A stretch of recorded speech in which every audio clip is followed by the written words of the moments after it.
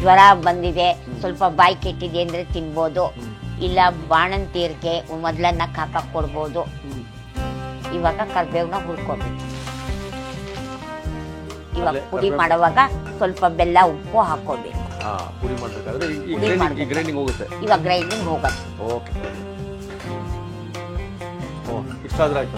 ನುಣ್ಣಕ್ಕೆ ಆಯ್ತಪ್ಪ. ಆಯ್ತು ಇದು. ನೋಡಿ ಕರಿಬೇವು ಪುಡಿ.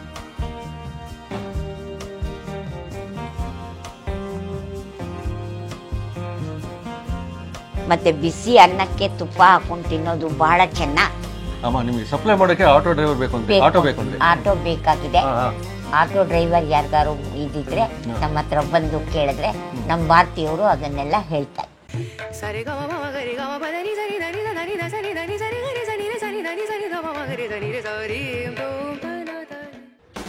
ನಮಸ್ಕಾರ ವೀಕ್ಷಕರುಗಳಿಗೆ.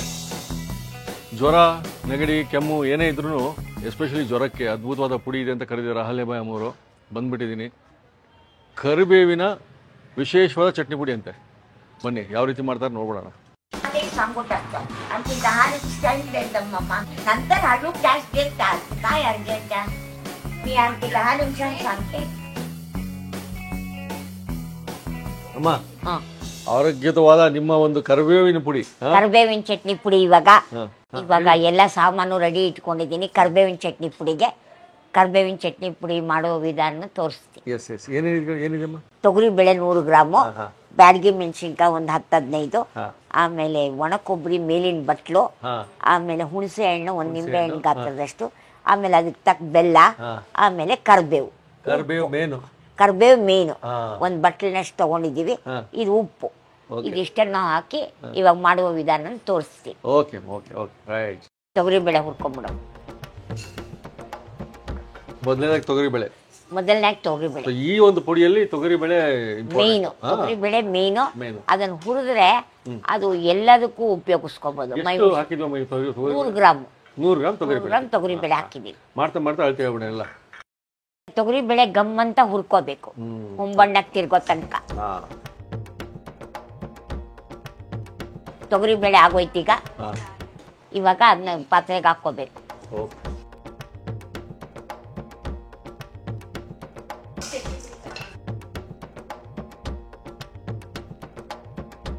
ಪ್ರಕ್ರಿಯೆ ಇವಾಗ ಹುಣಸೆ ಹಣ್ಣು ಮೆಣಸಿನ್ಕಾಯಿ ಕರ್ಕೊಳ್ಳೋದು. ಬ್ಯಾಡಗಿ ಮೆಣಸಿನ್ಕಾಯಿ ಎಷ್ಟು ತಗೊಂಡಿದೀವಿ ನಾವು? ಬ್ಯಾಡಗಿ ಮೆಣಸಿನ್ಕಾಯಿ ಒಂದು 10-15 ತಗೊಂಡಿದ್ದೀವಿ ಅಷ್ಟೇ. ಹುಣಸೆ ಹಣ್ಣು ಅಷ್ಟೊಂದು ಬೇಡ, ಸ್ವಲ್ಪ ಕಮ್ಮಿ. ನಿಂಬೆ ಹಣ್ಣಿನ ಗಾತ್ರ ಸಾಕು. ಈಗ ಎಣ್ಣೆ ಹಾಕೊಳ್ಳೋದಾ? ಇದು ಒಂದು ಒಗ್ಗರಣೆ. ಮೈ ಹುಷಾರಿಲ್ದಿದ್ದವ್ರಿಗೆಲ್ಲ ಹಾಕ್ಬೋದು. ಅದರಿಂದ ತುಂಬಾ ಹುಣಸೆ ಹಣ್ಣು ಬೇಡ, ಕಮ್ಮಿ. ಜ್ವರ ಬಂದಿದೆ, ಸ್ವಲ್ಪ ಬಾಯಿ ಕೆಟ್ಟಿದೆ ಅಂದ್ರೆ ತಿನ್ಬೋದು, ಇಲ್ಲ ಬಾಣಂತಿಯರಿಗೆ ಮೊದಲನ್ನ ಕಾಕಕ್ಕೆ ಕೊಡ್ಬೋದು. ಎಲ್ಲದಕ್ಕೂ ತುಂಬಾ ಒಳ್ಳೇದು ಕರಿಬೇವಿನ ಚಟ್ನಿ ಪುಡಿ. ಒಂದು ಸ್ವಲ್ಪ ಹುಣಸೆ ಹಣ್ಣು, ನಿಂಬೆ ಹಣ್ಣು ಅಷ್ಟೇ ಸಾಕು.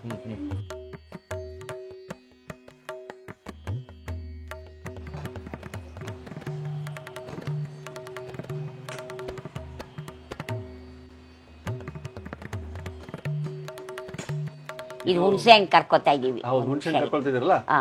ಹುಣಸೆ ಹಣ್ಣು ಕರ್ಕೊಂಡು ಮೆಣಸಿನ್ಕಾಯಿ ಕರ್ಕೊಂಡಾದ್ಮೇಲೆ ಒಗ್ಗರಣೆ ಹಾಕುವಾಗ ಒಗ್ಗರಣೆ ಮಾಡಿದ್ರೆ ಚಟ್ನಿ ಪುಡಿ ಚೆನ್ನಾಗಿರುತ್ತೆ. ಮೆಣಸಿನ್ಕಾಯಿ ಕರ್ಕೋಬೇಕೀಗ.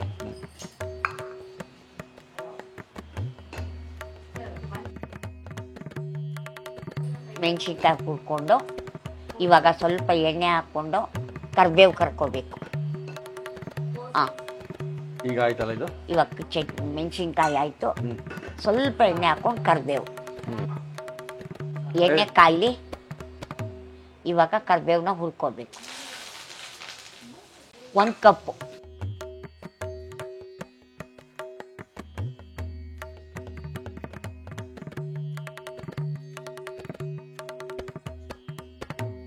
ಕರಿಬೇವು ಗರಂ ಅಂತ ಹುರ್ಕೋಬೇಕು. ಕರಿಬೇವು ಮೇನು ಹುರಿಯೋದು. ಬೇವು ರೆಡಿ ಆಯ್ತು. ಇಷ್ಟ ಆಗ್ಬಿಟ್ರೆ ಸಾಕು. ಎಲ್ಲ ಇವಾಗ ಪುಡಿ ಮಾಡ್ಕೊಂಡು ಬೆಲ್ಲ ಹಾಕ್ಬೇಕು. ಒಂದು ಸ್ವಲ್ಪ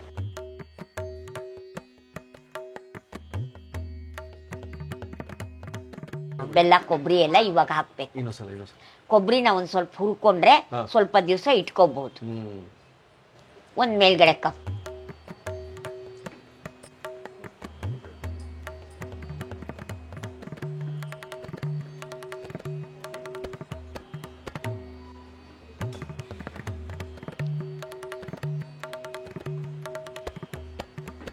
ಆಗಿದೆ ಇವಾಗ. ಇಷ್ಟು ಸಾಕಲ್ಲ? ಸಾಕು ಸಾಕು. ಇವಾಗ ಪುಡಿ ಮಾಡುವಾಗ ಸ್ವಲ್ಪ ಬೆಲ್ಲ ಉಪ್ಪು ಹಾಕೋಬೇಕು. ಪುಡಿ ಮಾಡಬೇಕಾದ್ರೆ ಈ ಗ್ರೈಂಡಿಂಗ್ ಹೋಗುತ್ತೆ. ಇವಾಗ ಗ್ರೈಂಡಿಂಗ್ ಹೋಗುತ್ತೆ. Okay okay. ಈಗ ಒಗ್ಗರಣೆಗೆ 1-2 ಟೇಬಲ್ ಸ್ಪೂನ್ ಎಣ್ಣೆ, ಒಂಚೂರು ಹಿಂಗು, ಸಾಸಿವೆ. ಸರಿ. ಸಾಸಿವೆ ಹಾಕೋದು, ಹಿಂಗೆ ಹಾಕೋದು.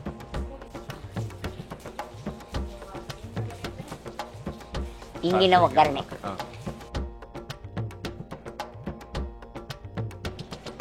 ಆಗೋಯ್ತು. ಇವಾಗ ಎಲ್ಲಾನು ಪುಡಿ ಮಾಡಕ್ ತಗೊಳ್ಳೋದು. ಬಾ, ಈಗ ಒಗ್ಗರಣೆ ರೆಡಿ ಆಗಿದೆ. ಇದು ಪುಡಿ ಆದ್ಮೇಲೆ ಹಾಕಿ ಕಲ್ಸೋದು. ಇವಾಗ ಮಿಕ್ಸಿಗೆ ತಗೋಬೇಕು.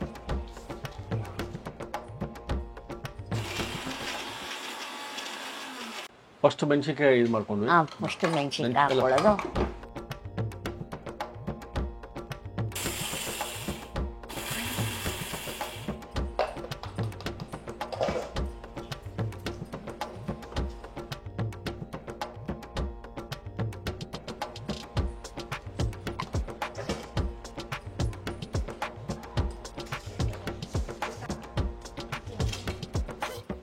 ರುಚಿಗೆ ತಕ್ಕಷ್ಟು ಇನ್ನೊಂದು ಸ್ವಲ್ಪ.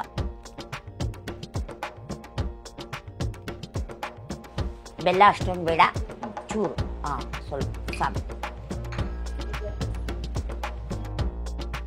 ಇದನ್ನ ಇನ್ನೊಂದ್ಸತಿ ಮಿಕ್ಸಿ ಮಾಡಿ ಆ ಚಟ್ನಿ ಪುಡಿ ಎಷ್ಟು ಔಡ್ ತೌಡಾಗ ಬೇಡ, ಇದನ್ನ ಸ್ವಲ್ಪ ನುಣ್ಣಗೆ ಮಾಡ್ಕೊಂಡು.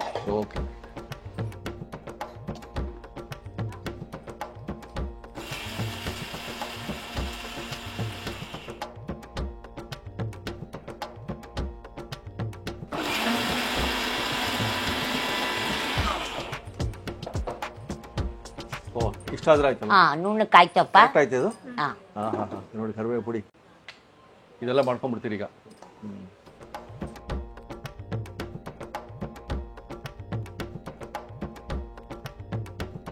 ಇವಾಗ ಒಗ್ಗರಣೆ ಹಾಕಿ ಕಲ್ಸ್ಕೊಳ್ಳೋದು.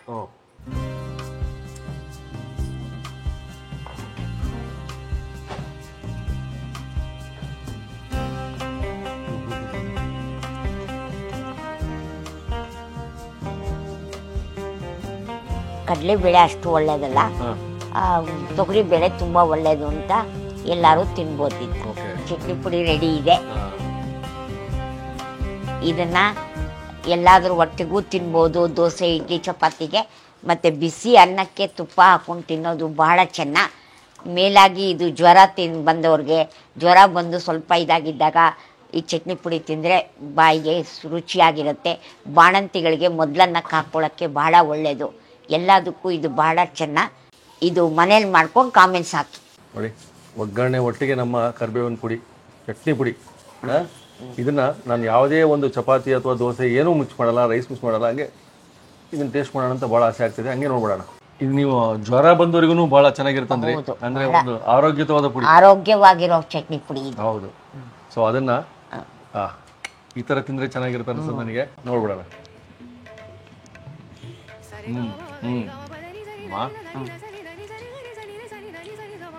ನಿಮ್ಮದು ಸಾದರ ಪಡಿಸುವಂಥ ರುಚಿ ಅಂತಾರಲ್ಲ, ನಿಮ್ಮ ಶೈಲಿ, ನಿಮ್ಮ ಕಾಲದ್ದು ಆ ರುಚಿಯೆಲ್ಲ ಗೊತ್ತಾಗ್ಬಿಡ್ತದೆ. ಇದು ಸ್ವಲ್ಪ ನುಣ್ಣಗಿದೆ, ಚೆನ್ನಾಗಿದೆ. ಒಗ್ಗರಣೆಗೂ ಚೆನ್ನಾಗಿದೆ. ಇನ್ನು ರೈಸು ಅಂದ್ರೆ ಅನ್ನದೊಟ್ಟಿಗೆ ತುಪ್ಪ ಹಾಕೊಂಡು ಹಂಗೆ ತಿಂತಾ ಇದ್ರೆ ಬಹಳ ರುಚಿ. ಅನ್ನ ಇಷ್ಟಪಡಿದವರು ತಿನ್ಬೋದು, ಸಿಕ್ಕಾಪಟ್ಟೆ ತಿನ್ಬಿಡ್ತಾರೆ. ಅದ್ಭುತವಾದ ಕರಿಬೇವಿನ ಪುಡಿ. ಇದು ಬೇಕು ಅಂದ್ರೆ ಸಪ್ಲೈ ಕೊಡ್ತೀರಾ? ಕೊಡ್ತೀನಿ, ಖಂಡಿತ ಕೊಡ್ತೀನಿ. ನಂಬರ್ ಕೊಟ್ಟಿರ್ತೀವಿ, ಕಾಲ್ ಮಾಡಿ. ಹಾಗೇನೆ ಅಮ್ಮ, ನಿಮಗೆ ಸಪ್ಲೈ ಮಾಡೋಕೆ ಆಟೋ ಡ್ರೈವರ್ ಬೇಕು ಅಂದ್ರೆ, ಆಟೋ ಬೇಕು ಅಂದ್ರೆ, ಆಟೋ ಬೇಕಾಗಿದೆ. ಆಟೋ ಡ್ರೈವರ್ ಯಾರಿಗಾರು ಇದ್ದಿದ್ರೆ ನಮ್ಮ ಹತ್ರ ಬಂದು ಕೇಳಿದ್ರೆ ನಮ್ಮ ಭಾರತೀಯವರು ಅದನ್ನೆಲ್ಲ ಹೇಳ್ತಾರೆ. ಈ ನಂಬರ್ಗೆ ಫೋನ್ ಮಾಡಿ, ಇಲ್ಲಿ ಬಂದು ಮೀಟ್ ಆದ್ರೆ ಭಾರತೀಯವರು ನಿಮಗೆಲ್ಲ ಎಕ್ಸ್ಪ್ಲೇನ್ ಮಾಡ್ತಾರೆ. ಆಟೋ ಇದು door to door delivery supply ಮಾಡೋದಕ್ಕೆ ಇವು ಫುಡ್ ಪ್ರಾಡಕ್ಟ್ಸ್ನ ಬೇಕಾಗಿದೆ. ಓಕೆ, ಹೌದು, ಫುಡ್ ಪ್ರಾಡಕ್ಟ್ಸ್ ಸಪ್ಲೈ ಮಾಡೋದು. ಸರಿ. ಸೊ ಇದೇ ಥರ ಪುಡಿ ಬೇಕಂದ್ರೂ ಕಾಲ್ ಮಾಡಿ. ಮತ್ತೆ ಮುಂದಿನ ಸಂಚಿಕೆಯಲ್ಲಿ ಮತ್ತೆ ಸಿಗೋಣ. ಧನ್ಯವಾದ, ನಮಸ್ಕಾರ.